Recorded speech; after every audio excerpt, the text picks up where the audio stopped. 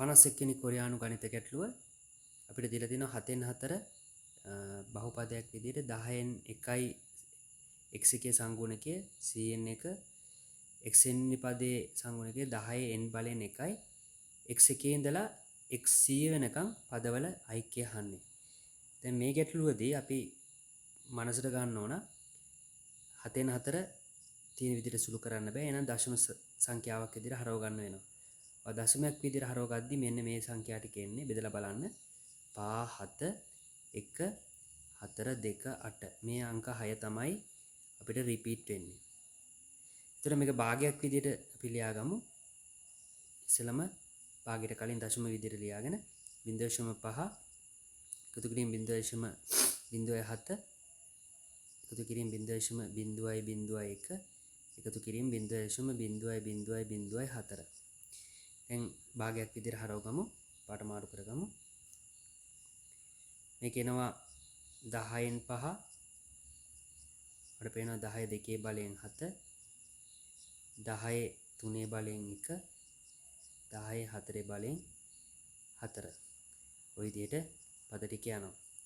දැන් අපි දන්නවා අපෙන් අහන්නේ නැවත මතක් කරොත් x1 x2 x3 ඒ කියන්නේ 4 5 6 කියන මේ පද ටික එනවා. මේ x1 මේ 2 මේ 3 4 5 6.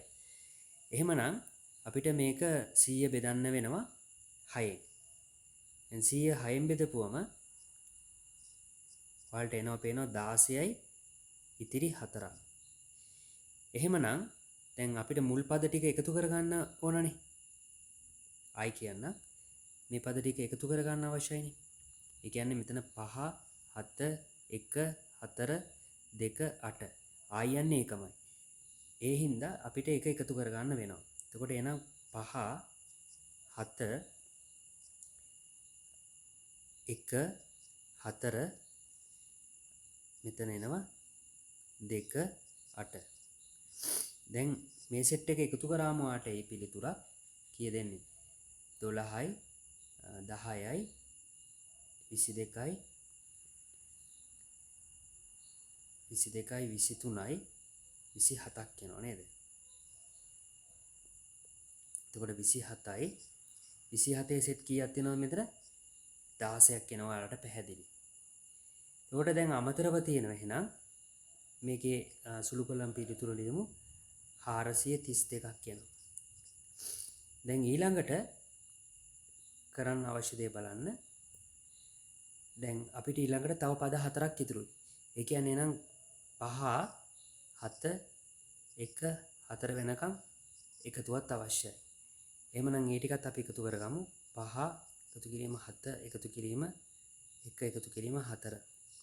මට පේනවා 5යි 5යි 10යි මේක එකතු වෙනවා 17ක්. දැන් සම්පූර්ණ එකතු වෙන අපි තව පාටකින් දාගමු. එනවා 449ක්. ඒ කියන්නේ නම් නැවත ප්‍රශ්නෙට මතක් කරොත් x එකේ ඉඳලා x2 ඔය විදිහට x එන n වෙනකම් පදවල එකතුව 449.